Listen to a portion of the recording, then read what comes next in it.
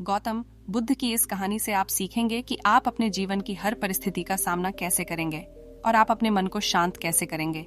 दोस्तों, हमारे जीवन में मन के बिना कुछ सलाह विचार नहीं कर सकते, इसलिए मन को शांत रखना बहुत जरूरी है।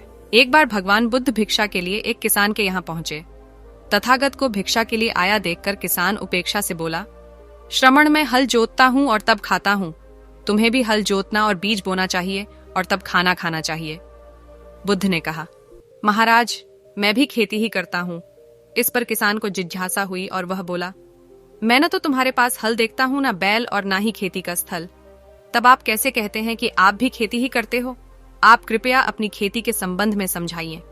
बुद्ध ने कहा, महाराज, मेरे पास श्रद्धा का बीज, तपस्या रूपी वर्षा और प्रजा रूपी जोत और हल है।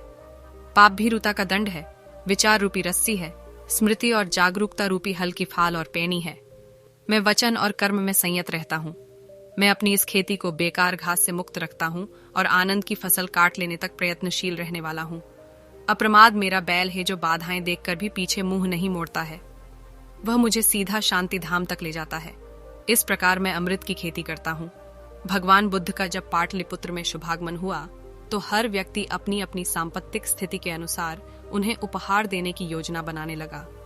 राजा बिंबिसार ने भी कीमती हीरे, मोती और रत्न उन्हें पेश किए। बुद्धदेव ने सबको एक हाथ से सहर्ष स्वीकार किया।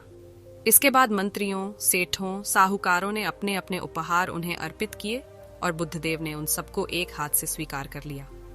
इतने में एक बुढ़िया लाठी टेकते वहां आई। बुद्धदेव को प्रणाम कर वह बोली, भगवान, जिस समय आपके आने का समाचार मुझे मिला उस समय मैं यह अनार खा रही थी। मेरे पास कोई दूसरी चीज न होने के कारण मैं इस अधकाय फल को ही ले आई हूं।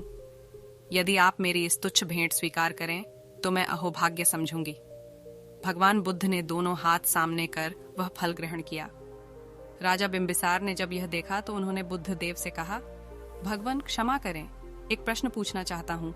हम सबने आपको कीमती और बड़े डेढ़े बड़े उपहार दिए जिन्हें आपने एक हाथ से ग्रहण किया, लेकिन इस बुढ़िया द्वारा दिए गए छोटे एवं झूठे फल को आपने दोनों हाथों से ग्रहण किया, ऐसा क्यों?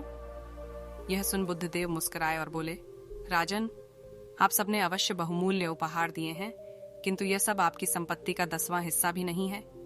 आपने ये दान दीनों और गरीबों की भलाई के लिए नहीं किया है, इसलिए आपका यह दान सात्विक दान की श्रेणी में नहीं आ सकता। इसके विपरीत इस बुढ़िया ने अपने मुंह का कौर ही मुझे दे डाला है। भले ही यह बुढ़िया निर्धन है, लेकिन इसे संपत्ति की कोई लालसा नहीं है। यही कारण है कि इसका दान मैंने खुले हृदय से दोनों हाथों से स्वीकार किया है।